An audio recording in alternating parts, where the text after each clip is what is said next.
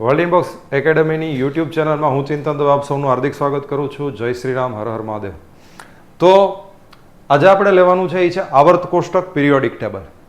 આવર્ત કોષ્ટક વિશેની થોડીક વાત કરીએ એના પહેલાં થોડુંક તમારે સમજવું પડશે. તત્વ એટલે કે શું?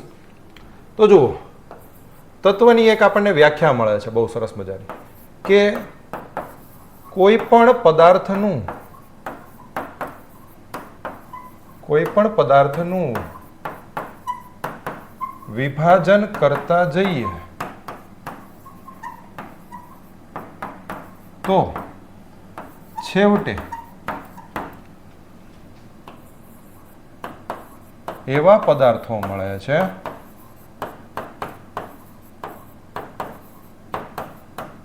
કે જેનું આગળ વિભાજન શક્ય નથી.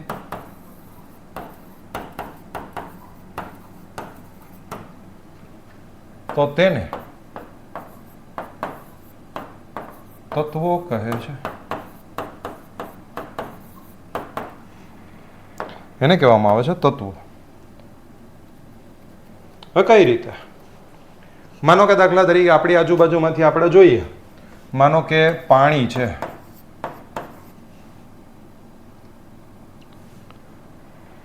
તો પાણી છે એનું અણુસૂત્ર આપણને બધાને ખ્યાલ છે, H2O. H2O છે એનું જ્યારે વિભાજન કરો તો બે વસ્તુઓ મળશે, હાઇડ્રોજન અને ઓક્સિજન. પણ આનું આગળ વિભાજન શક્ય બનશે નહીં, બરોબર? આ છે હાઇડ્રોજન અને આ છે ઓક્સિજન. આનું તમે આગળ વિભાજન નહીં કરી શકો. આને કહેવામાં આવે છે તત્વો, બરોબર? જોઈ લો સાથે સાથે હાઇડ્રોજન અને ઓક્સિજન. એ જ રીતે જો આપણને એમ કહેવામાં આવે કે કાર્બન ડાયોક્સાઇડ,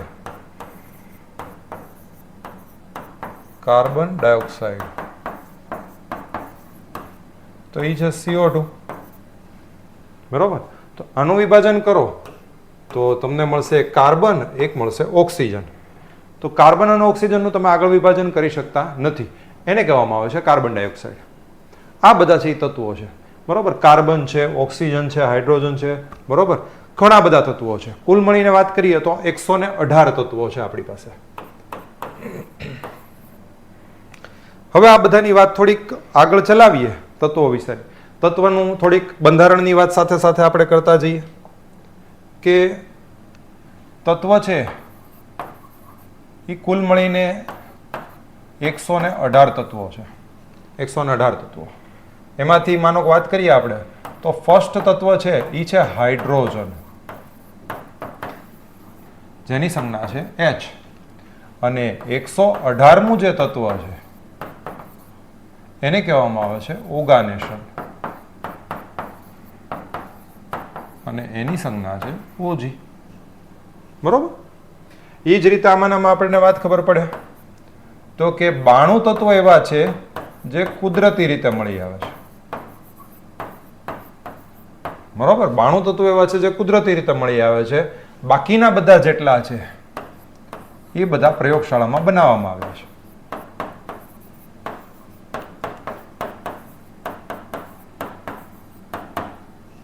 એ જ રીતે 2 તત્વો એવા છે જે પ્રવાહી સ્વરૂપે હોય છે.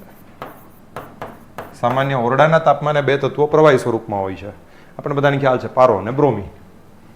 એ જ રીતે 7 તત્વો એવા છે જે વાયુ સ્વરૂપમાં હોય છે.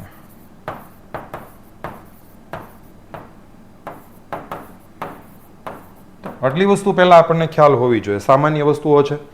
આના વિશે આપણને ખબર હોય કે ભાઈ તત્વો વિશેની આટલી પ્રારંભિક માહિતી છે, આ આપણને ખ્યાલ હોય.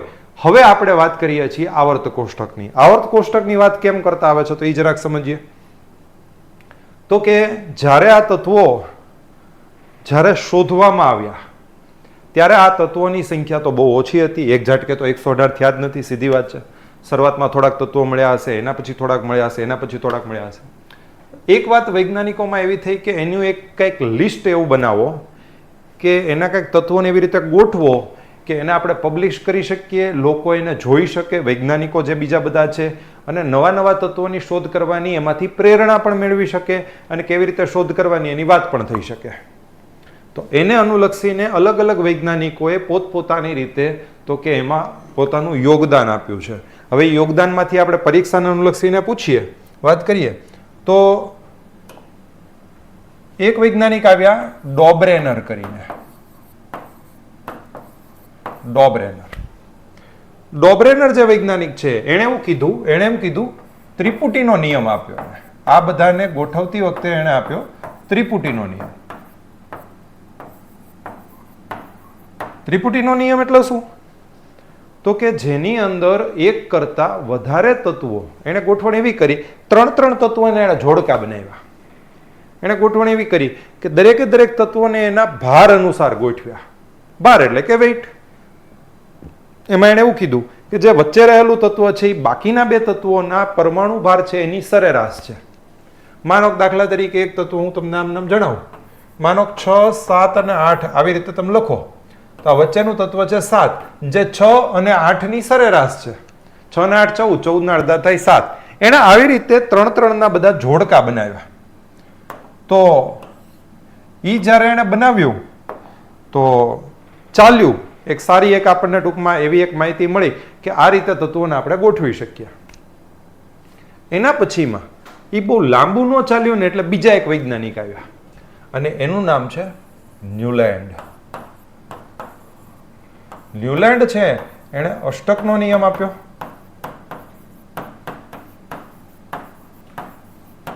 ન્યુલેન્ડ છે એણે અષ્ટકનો નિયમ આપ્યો.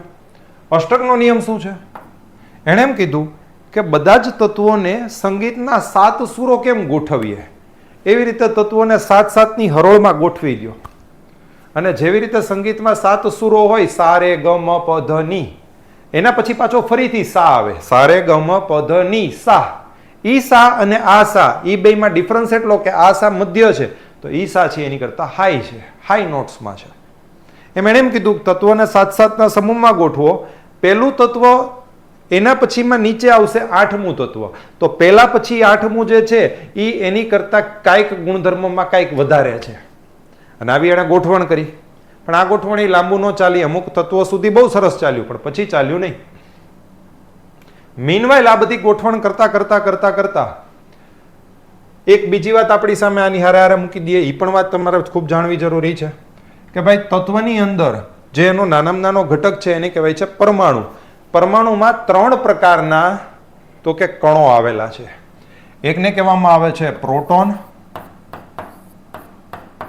એકને કહેવામાં આવે છે ઇલેક્ટ્રોન અને એકને કહેવામાં આવે છે ન્યુટ્રોન. પ્રોટોન આપણને બધાને ખબર છે ધન વીજભારિત છે.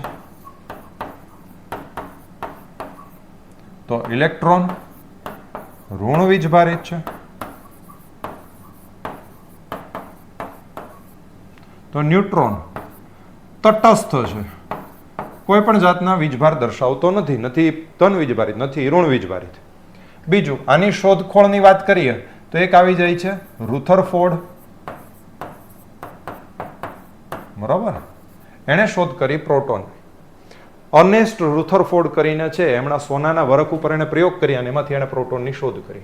આમ તો એણે ઘણા બધી વસ્તુઓ એની અંદર વાત કરી છે પણ આની સાથે એમનું નામ ખાસ સંકળાયેલું છે. એના પછીમાં આવી જાય છે જે થોમ્સન.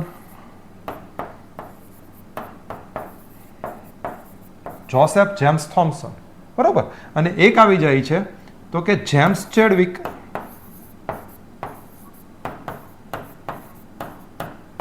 તો એણે શોધ કરી હતી ન્યુટ્રોનની. આ 3 કણોની શોધ થઈ. આ કણોની શોધમાં આગળ વાત કરીએ આપણે તો જે તત્વોને ગોઠવવા માટે આ બે જે નિયમ આપ્યા હતા એમાં ને એમાં આગળ વૈજ્ઞાનિક એક આવી ગયા જેનું નામ છે મેન્ડેલિફ. દમિત્રી મેન્ડેલિફ.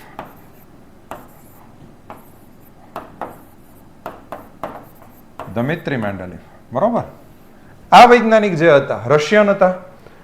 આણે છે ને જે અત્યાર સુધી ધીરે ધીરે જે કાર્ય ચાલતું હતું એને એક ઝાટકે એને આગળ મૂકી દીધું, એને દોડાવી દીધું. જાણે એણે શું કર્યું, તત્વોને બધાને એના પરમાણુ ભારના એણે ચડતા ક્રમમાં ગોઠવ્યા. સમજો, પરમાણુ ભાર, પરમાણુ ભાર. એને એણે ચડતા ક્રમમાં ગોઠવ્યા.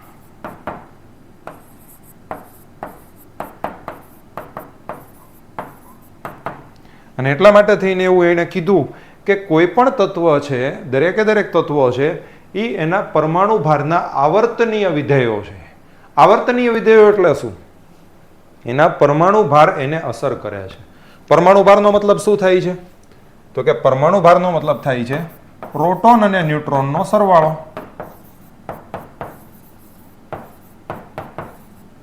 તો પ્રોટોન ન્યુટ્રોનનો સરવાળો જેમ વધતો જાય એમ તત્વ છે એનો પરમાણુ ભાર વધતો જાય. તો એના આધાર ઉપર એને તત્વોને ગોઠવેલા છે બધા. બીજું એના પછીમાં વાત સમજો તો કે એણે બીજી વાત એવી કરી કે ખાલી તત્વોને એના ચડતા ક્રમમાં જ નથી ગોઠવ્યા. એના સાથે સાથે જે તત્વો છે એના ગુણધર્મો સરખા હતા એને નજીક ગોઠવ્યા, અને જે તત્વોના ગુણધર્મો જુદા જુદા હતા એને છૂટા છૂટા ગોઠવ્યા. અને બહુ સરસ મજાનું એણે કોષ્ટક તૈયાર કર્યું.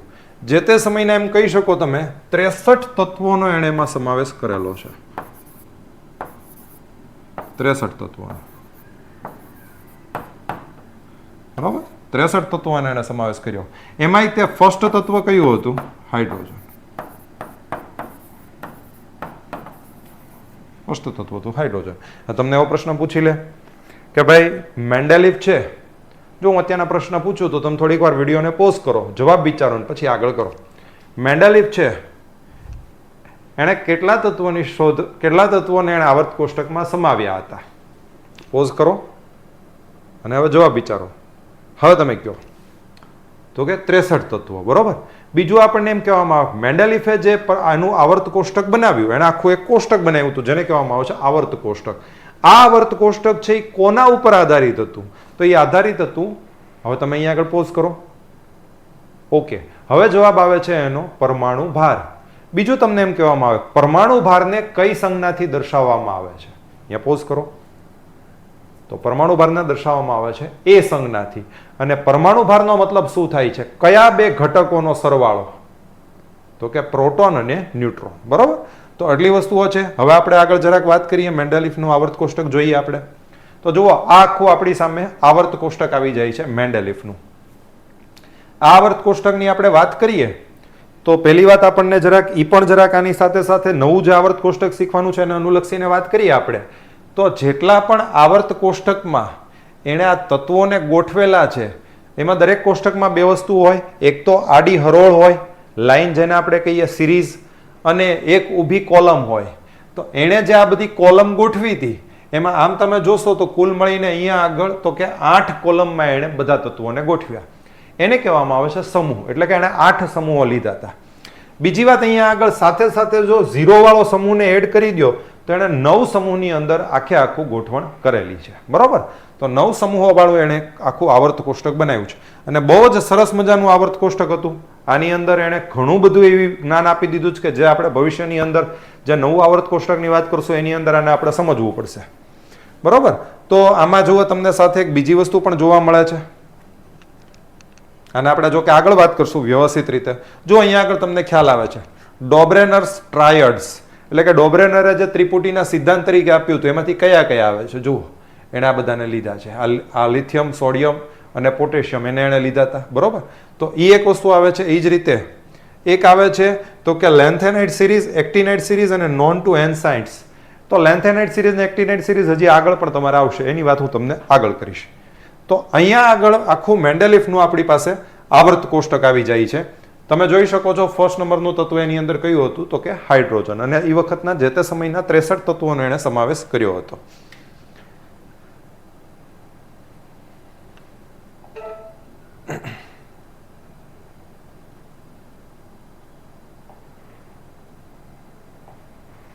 હવે એના પછીમાં વાત શું આવે છે? તો કે મેન્ડેલિફે 63 તત્વોના સમાવેશ વાળું કર્યું અને બહુ જ સરસ ચાલ્યું. બીજી મેન્ડેલિફની એક જબરદસ્ત ખાસિયત કે જેના કારણે આપણે એને સ્વીકારવા જ પડે કે એણે એવું કર્યું કે એને જે આવર્ત કોષ્ટક બનાવ્યું તેમાં ઘણા તત્વોની જગ્યા ખાલી રાખી. અને જ્યારે એને પૂછવામાં આવ્યું કે આ જગ્યા કેમ ખાલી રાખી તો એણે એમ કીધું કે આ બધું અત્યારના તો મને મળ્યા નથી આ તત્વો, હજી સુધીમાં આપણે ગોતી શક્યા નથી, પણ મારી ગણતરી એમ કે છે કે આવું એક તત્વ તમને ભવિષ્યમાં મળશે. એના એણે એ તત્વના એણે ગુણધર્મો પણ એણે કીધા અને ભવિષ્યમાં ખરેખર એવા તત્વો મળ્યા જેના માટે એણે પહેલાથી જગ્યા રાખેલી. આને કહેવામાં આવે છે ઓથેન્ટિસિટી. અને એટલા માટે થઈને જો તમને એમ કહેવામાં આવે કે આવર્ત કોષ્ટકના પિતામહ કોણ છે,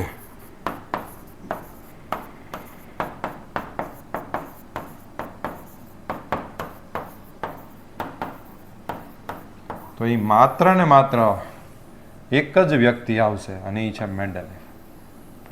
સૌપ્રથમ આવર્ત કોષ્ટક પણ એણે બનાવ્યું છે અને આવર્ત કોષ્ટક પાછું જેમ તેમ નથી બનાવ્યું, આમની જેવું બીજા ઘણા બધાએ બનાવ્યું હતું, પણ આવર્ત કોષ્ટક આમનું સૌથી બેસ્ટ છે. બરાબર, કુલ મળીને આપણે એની અંદર કહી શકીએ કે 9 સમૂહો હતા. હવે થયું શું? હવે વાત એવી થઈ કે ધીરે ધીરે તત્વોની સંખ્યા વધવા માંડી. 63 માંથી તો તત્વોની સંખ્યા ક્યાંની ક્યાંય પહોંચવા માંડી, હોય પહોંચવા માંડી. હવે મોટો એક પ્રશ્ન એ થયો કે હવે આવર્ત કોષ્ટક જે મેન્ડેલિફે બનાવ્યું હતું એની અંદર તો તત્વો સમાતા નહોતા. અને બીજી વાત એવી થોડીક હતી, મેન્ડેલિફના આવર્ત કોષ્ટકની અમુક મર્યાદા પણ હતી. અમુક તત્વો એવા હતા કે જે બધાને એક સરખા એક જ જગ્યાએ મૂકવા પડે એવા હતા મેન્ડેલિફની દ્રષ્ટિએ. એને કહેવામાં આવે છે આઇસોબાર્સ. એવા તત્વો જેના પરમાણુ ભાર સરખા હોય તો એવાય તત્વો મળ્યા જે તત્વો છે અલગ અલગ પણ એના પરમાણુ ભાર સરખા છે. એને કેમ ગોઠવવા એ મેન્ડેલિફને જાણમાં આવતું નહોતું, એણે એને આમ નામ રહેવા દીધું. તો એના માટે થઈને એક નવા વૈજ્ઞાનિક અહીંયા આગળ આવે છે, જેવું નવું નામ આપણી સામે આવે છે અને એ વૈજ્ઞાનિક જે છે એનું નામ છે હેનરી મોઝલી.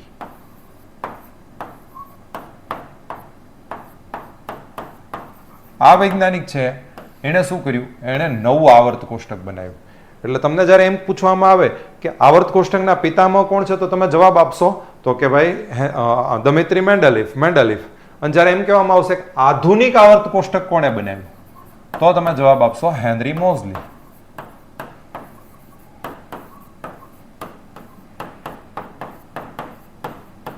આધુનિક આવર્ત કોષ્ટક કોણે આપ્યું તો કે હેનરી મોઝલીએ. બીજી વાત આમાં એક ખાસ એ જાણવાની કે આમણે જે આવર્ત કોષ્ટક આધુનિક આપ્યું, જો મેન્ડેલિફે જે આવર્ત કોષ્ટક આપ્યું હતું એ હતું પરમાણુ ભારના આધારે. આમણે જે આધુનિક આવર્ત કોષ્ટક આપ્યું છે એ છે પરમાણુ ક્રમાંકને આધારે.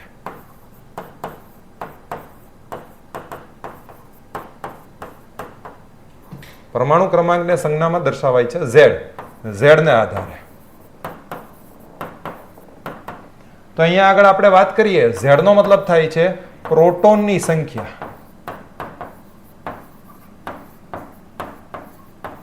અથવા ઇલેક્ટ્રોનની સંખ્યા.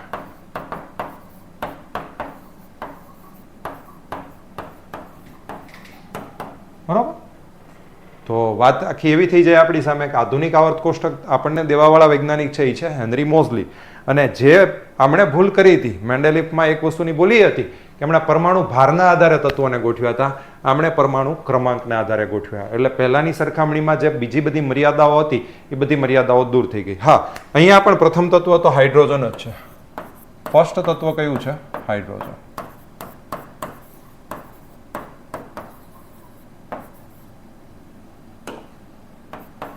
બરોબર. હવે મેન્ડેલિફનો આવર્ત કોષ્ટક આપણે જોતા જઈએ અને એની થોડી થોડી વાતો આપણે સાથે મૂકતા જઈએ.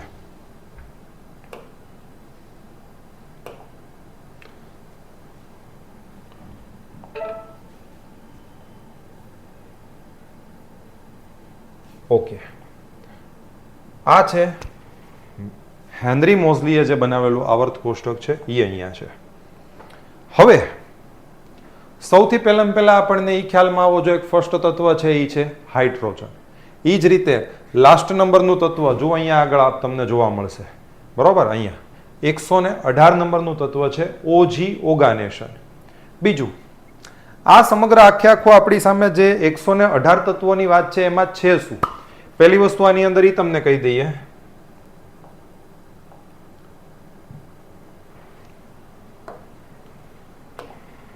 તો પહેલી વસ્તુ તમારી સામે એ આવી જાય કે આમાં કુલ મળીને આપણે એમ કહીએ જેને ઊભી લાઈન કહેતા હતા એને કહેવામાં આવે છે સમૂહો. બરોબર, આપણે એને કીધું હતું જે ઊભા કોલમ્સ છે એને કહેવામાં આવે છે સમૂહો.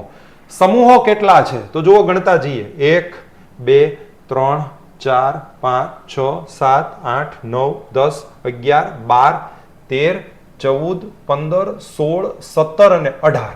તો અહીંયા આગળ સમૂહોની વાત કરીએ તો કુલ મળીને 18 સમૂહો છે. એ જ રીતે આડી લાઇનિંગ તમે જોતા જાઓ, જેને કહેવામાં આવે છે તો કે આવર્ત અથવા શ્રેણી. તો આવર્ત કેટલા છે?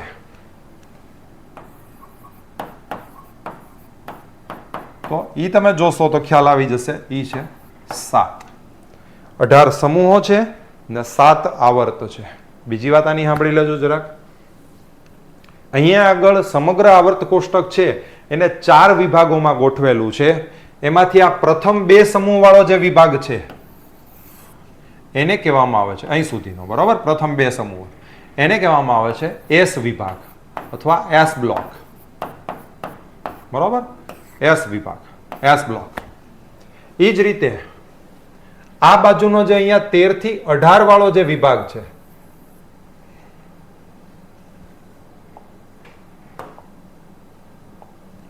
આ વિભાગ જે છે આને કહેવામાં આવે છે પી બ્લોક અથવા પી વિભાગ.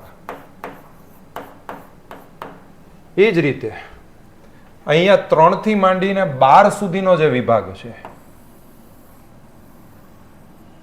એને કહેવામાં આવે છે ડી બ્લોક અથવા ડી વિભાગ. અને લાસ્ટ અહીંયા જે 2 શ્રેણીઓ તમને જોવા મળે છે એને કહેવાય છે એફ બ્લોક અથવા એફ વિભાગ. હવે આને જરાક આપણે એક પછી એક જોતા જઈએ. હમણાં આપણે એક પ્રશ્ન પણ આવી ગયેલો છે તો એની વાતે અહીંયા થોડીક આપણે લેશું સાથે સાથે.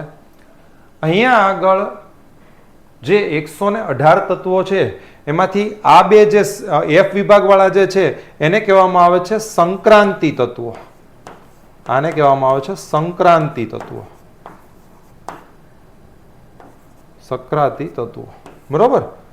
તો તમને માનો કે એમ કે આની અંદર માનો દાખલા તરીકે તમને એનું નામ એવી રીતે આપી દે 57 થી માંડીને 71 સુધીના, બરોબર, લેન્થેનમ થી માંડીને લ્યુટેશિયમ ત્યાં સુધીના, અથવા 89 થી માંડીને 103 સુધીના, બરોબર, એક્ટિનિયમ થી માંડીને છેક લોરેન્શિયમ સુધીના આ તત્વો જે છે એ કયા તત્વો તરીકે ઓળખાય છે? એને કહેવાય છે સંક્રાંતિ તત્વો, બરાબર. તો હવે અહીંયા આગળ થોડુંક વસ્તુને સમજતા જજો. પ્રશ્ન પૂછે છે એની અંદર તમારા મગજમાં ઘણી બધી વાર એમ થાય કે સાહેબ બધા જ પ્રશ્નો બધું જ કરવાના છે, દરેકના નામ કરવાના છે. નહીં, હું તમને એવી સલાહ આપીશ કે તમે 1 થી 20 તત્વો એના નામ અને સંજ્ઞા છે તૈયાર કરી નાખો. એના માટે ઘણા બધા આપણને એમ કહી શકીએ શોર્ટકટ્સ આપણી પાસે પડ્યા હોય છે, તમે જાણી શકો તો એના આધાર ઉપર થઈ શકે, બરાબર. Hydrogen, helium, lithium, beryllium, boron, carbon, nitrogen, oxygen, fluorine, neon, carbon. આ રીતે તમે જોશો 118 તત્વો નથી કરવાના પણ 20 તત્વો તો કરો જ. અને જો તમે વધારે તૈયાર કરી શકો તો 30 તત્વો કરો તો બહુ સરસ મજાનું થઈ જશે. એનાથી તમારી પાસે નામની આખી વાત આવી જશે. હવે કઈ રીતે પૂછે છે એ સમજો. 57 નંબર ઉપર છે લેન્થેનમ કરીને તત્વ અને એના ઉપરથી આ સિરીઝનું નામ છે લેન્થેનાઇડ શ્રેણી, જેના ઉપર હમણાં જ પ્રશ્ન પૂછાઈ ગયો છે ડીવાયએસઓની એક્ઝામમાં. એમાં પ્રશ્ન એવો પૂછાનો હતો કે લેન્થેનાઇડ શ્રેણીના જે તત્વો છે એમાં નીચેનામાંથી કયું તત્વ છે એ યોગ્ય નથી, કયું? તો એની અંદર વાત આવી હતી આ થુલિયમ, બરાબર, અને થુલિયમની સંજ્ઞા આપી હતી TH. જ્યારે TH એ ખરેખર કોની સંજ્ઞા છે? તો કે એ સંજ્ઞા છે થોરિયમની, બરાબર. આની સંજ્ઞા છે TM. એટલે જવાબ એની અંદર ઈ આવશે, બરાબર, જે ડી વાળો ઓપ્શન આઈ થિંક હતો. તો પ્રશ્ન તમને એવો પૂછે કે 57 નંબર ઉપર કયું તત્વ છે? શું કામ પૂછે છે એનું કારણ સમજો, કારણ કે ત્યાંથી લેન્થેનાઇડ શ્રેણી ચાલુ થાય છે એટલે. બીજી વાત તમને એવું પૂછી લે 89 નંબરનું તત્વ કયું છે? તો એ છે એક્ટિનિયમ, બરોબર. આને આપણે લખતા જઈએ. આનું નામ છે તો કે લેન્થેનમ, લેન્થેનમ, અને એની ઉપરથી આ શ્રેણી નામ છે લેન્થેનાઇડ શ્રેણી. આનું નામ છે એક્ટિનિયમ અને એની ઉપરથી આનું નામ છે એક્ટિનાઇડ શ્રેણી, બરોબર. 89 નંબરનું તત્વ પૂછી શકે, 57 નંબરનું તત્વ પૂછી શકે. બંનેમાં તમે જોશો 14 કુલ મળીને તત્વો છે. લેન્થેનાઇડ શ્રેણીમાં પણ 14 તત્વો છે અને એક્ટિનાઇડ શ્રેણીમાં પણ 14 તત્વો છે. બીજું કયું તમને પૂછી શકાય? એક વખત આ પણ પૂછેલું છે, આમ તો 2 થી 3 વાર પૂછેલું છે. યુરેનિયમ તત્વનો પરમાણુ ક્રમાંક જણાવો. યુરેનિયમ છે એનું પરમાણુ ક્રમાંક છે 92. શું કામ યુરેનિયમ પૂછ્યું છે? કારણ કે યુરેનિયમ છે એ પોતે ઓલરેડી રેડિયો એક્ટિવ તત્વ છે. એનો ઉપયોગ થાય છે અણુવીજ મથકમાં બળતણ તરીકે. એટલા માટે યુરેનિયમ પૂછે છે. યુરેનિયમ વિશે થોડુંક વધારે તમારે નોલેજ મેળવવું જોઈએ. એ જ રીતે 90 નંબરનું તત્વ થોરિયમ છે. આના વિશે વાત એક વખત આવી છે. થોરિયમ તત્વની સંજ્ઞા જણાવો અને એનો પરમાણુ ક્રમાંક જણાવો. તો 90 નંબરનું થોરિયમ છે. થોરિયમ શું કામ પૂછવામાં આવે છે? ભારતની પાસે યુરેનિયમ નથી. સમજો, આપણી પાસે યુરેનિયમ બહુ ઓછું છે. જે આપણે કહીએ છીએ ઝારખંડમાં જદુગોડાની ખાણો છે, ત્યાંથી યુરેનિયમ મળે છે, પણ બહુ ઓછા પ્રમાણમાં મળે છે. એટલે માટે ભારતે યુરેનિયમ બીજા દેશો પાસેથી ખરીદવું પડે છે, આપણને મોંઘું પડે છે. અને એમાં એક મોટો પ્રશ્ન છે કે આપણે એની સંધિ જે આપણને અમેરિકા કહે છે CTBT ને NPT ને એવી સંધિ ઉપર સહી કરો, એ સહી આપણે કરતા નથી. કારણ કે એમાં આપણું અમેરિકા હાથ બાંધી લે કે ભાઈ સંધિ કરવાનો મતલબ એવો છે કે અમે કોઈ પણ જગ્યાએ, બરોબર, અમારી ઉપર માનો કોઈ પરમાણુ હુમલો કરે તો પણ અમે એના ઉપર પરમાણુ હુમલો નહીં કરીએ, એવી સંધિ કે છે. એટલે આપણે એમાં ના પાડીએ છીએ. કારણ કે આપણી બે સાઈડમાં બે, જેને કહેવાય ને, એક બાજુ એક મચ્છર અને એક બાજુ એક, જેને કહેવાય ને, એને આપણે કદાચ એવું નામ આપી શકીએ કૂતરું. એક મચ્છર અને એક કૂતરું આપણી આ ફરતેમાં છે. મચ્છર છે પાકિસ્તાન ને કૂતરું છે ચાઇના. એ બેથી આપણે ધ્યાન રાખવા માટે થઈને આપણી પાસે પરમાણુ શસ્ત્રો હોવા જોઈએ જ જોઈએ. તો એટલા માટે આપણે CTBT અને NPT ઉપર આપણે સહી કરતા નથી. એટલા માટે આપણને NSG નો જે સમૂહ છે, ન્યુક્લિયર સપ્લાયર્સ ગ્રુપ, એમાં આપણને લેવામાં આવતા નથી. મતલબ કે આપણે જ્યારે આપણા પોતાના અણુવીજ મથક હોય તો એની અંદર આપણે યુરેનિયમ એમાં લઈ શકીએ નહીં. એટલા માટે થઈને આપણી પાસે થોરિયમ તત્વનું જે પ્રમાણ છે એના આધાર ઉપર આપણે પરમાણુ મથકોમાં, વીજ મથકોની અંદર ઉપયોગ કરવા માટે વાત કરીએ છીએ. આપણને થોરિયમ મળી આવે છે કેરળ પાસેથી, બરોબર. તો એટલા માટે થઈને આ તત્વો વિશેની વાત પણ તમારે જાણવી જોઈએ. જે પણ તત્વો એવા છે કે જેના વિશેની વાત કોઈ પણ અલગ આવે છે એને તમારે ધ્યાનમાં લેવા જોઈએ. દાખલા તરીકે હું તમને એમ કહીશ કે આ સમૂહ 18મો સમૂહ, આને કહેવામાં આવે છે આદર્શ વાયુઓનો સમૂહ. આદર્શ વાયુઓનો સમૂહ, બરોબર. શું કામ આને આદર્શ વાયુઓ કહેવામાં આવે છે? કારણ કે આ એવા વાયુઓ છે આ બધા કે જે ક્યારેય પણ કોઈ પ્રક્રિયામાં ભાગ જ નથી લેતા. રાસાયણિક કોઈ પણ પ્રકારની પ્રક્રિયા આ વાયુઓ દ્વારા થતી નથી. એની સંયોજકતા શૂન્ય છે. તમને એવો પ્રશ્ન પૂછે કે કોની સંયોજકતા શૂન્ય છે, તો સમજો કે એ આ તત્વની વાત થાય છે. એની સંયોજકતા શૂન્ય છે એટલે ક્યારેય પણ કોઈ તત્વમાં ક્યારેય રાસાયણિક પ્રક્રિયામાં ભાગ લેતા નથી. આના કોઈ સમીકરણ હોતા નથી, આના કોઈ અણુસૂત્ર હોતા નથી. આ તમને જેના તે જ સ્વરૂપે મળી આવે છે. બીજી વસ્તુ આમાં એક જરાક સમજજો. આમાં કોઈ પણ સમૂહમાં તમે જેમ જેમ નીચે ઉતરતા જાઓ, સમજો, તેમ તેમ ભારે તત્વો આવતા જાય, બરોબર. માનો કે આ પહેલો સમૂહ છે, પહેલા સમૂહની અંદર તમે જુઓ તો પહેલું જે છે હાઇડ્રોજન, એનો પરમાણુ ક્રમાંક એક જ છે, મતલબ કે એની પાસે એક જ પ્રોટોન છે. પણ એની સરખામણીમાં અહીંયા 87 નંબર ઉપર છે ફ્રાન્સિયમ. તો ફ્રાન્સિયમ છે એનો પરમાણુ ક્રમાંક 87 છે, એની પાસે 87 પ્રોટોન છે. એટલે દરેકે દરેક શ્રેણીમાં સૌથી ઉપરનું તત્વ દરેક સમૂહમાં સૌથી ઉપરનું તત્વ જે તે સમૂહનું સૌથી હલકું તત્વ હશે અને લાસ્ટ તત્વ જે તે સમૂહનું સૌથી ભારે તત્વ હશે. તમને એવું કહી શકો કે પ્રથમ સમૂહ જે હાઇડ્રોજન વાળો છે એનું સૌથી હલકું તત્વ હાઇડ્રોજન છે, પણ સૌથી ભારે તત્વ છે એ ફ્રાન્સિયમ છે.